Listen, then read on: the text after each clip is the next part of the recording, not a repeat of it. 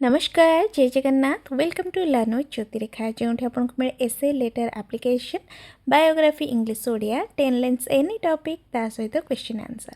आज गोटे दरखास्त लिखा बणुआ हाथी आक्रमण ग्रामवासी मान रक्षा करने उद्देश्य वन विभाग कर्तृपक्ष को आवेदन। तेबे यही जो प्रश्नटी 2023 मसीह आसीथिला गोटे थिला दीपावली उत्सव पालन अवसर अनुभूति जनाई सांग निकट को पत्र आउ दरखास्त थिला बणुआ हाथी उपद्रव तुम अंचल जनजीवन तथा फसल को सुरक्षित करने वनपाल निकट को अंचलवासी तरफ दरखास्त लेख। तेबे प्रथमे आम लिखा सम्माननीय ता तल को टिके लिखा य तल को आम लिखा वनखंड अधिकारी कमा चंदका अभयारण्य वनमंडल कमा खोर्धा तल को तले लिखिपारे गोटे लाइन भी लिखिपारे। विषय बणुआ हाथी मानक उपद्रव रक्षापाई विहित पदक्षेप नेबाकू प्रार्थना। महाशय आम्भे निम्न स्वाक्षरकारीगण आपणक वनमंडल अधीनस्थ मेंढाशाल ग्रामर अधिवासी अटू।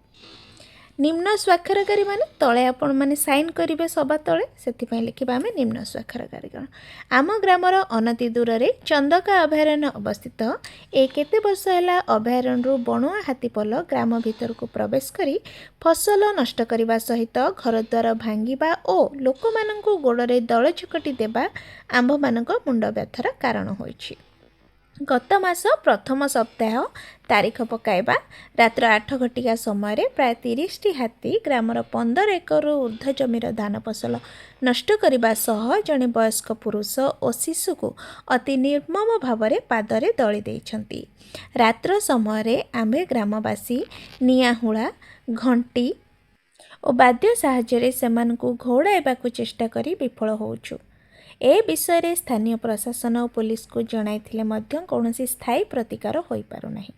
फल आंभ मानकर धन जीवन विपन्न हेबारे लागिछि। तापरे आउ गोटे पैराग्राफ करबा आउ ता तळको लिखिबा एणु विनीत प्रार्थना करू कि आंभ मानकर आवेदन को गंभीरता सहकारे विचार करी धन जीवन रक्षा पाई दृढ़ और स्थायी व्यवस्था कले आम्भे आपणक निकटरे चिरकृतज्ञ रहिबु। इति तळको लिखिबा आपणक विश्वस्त मेंढाशाल ग्रामर अधिवासी वृंद साइड रे ग्राम नाम आम लिखिदेले ता तळको केते जनकर सिग्नेचर दरकार जार साइन केते जनकर ना सेमती साइन करदेबे।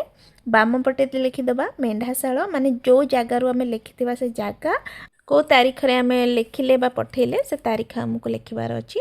आ गोटे कथा आम जब दरखास्त लिखु विषय पाखरे आम जरिया रे लिखु जेकोसी दरखास्त लिखु से जरिया पकाऊ कि सरपंच जरिया रे कि गाँव किसी मान्यगण्य व्यक्ति बा जहाँ पाखक आम लिखुचे ताठू तल अधीनस्थ कर्मचारी जरिया रे आम लिखि था। एबे प्रायतः कौन सी एप्लिकेशन रे जरिया दरकार होनी आम मैंने डायरेक्ट ही विषय लिखुचे आउ जहाँ पाखक लिखुचे तांको पाखक लिखुचे किंतु जरिया प्रायतः विशेष एवं लिखा हो ना। तेणु यहाँ ऑप्शनल आपण मैंने चाहिए लिखिपारे नहले न लिखि मध्य पारिबे। आज एतिकी पुणी देखा गोटे नुआ वीडियो रे से पर्यंत रहुछि। धन्यवाद।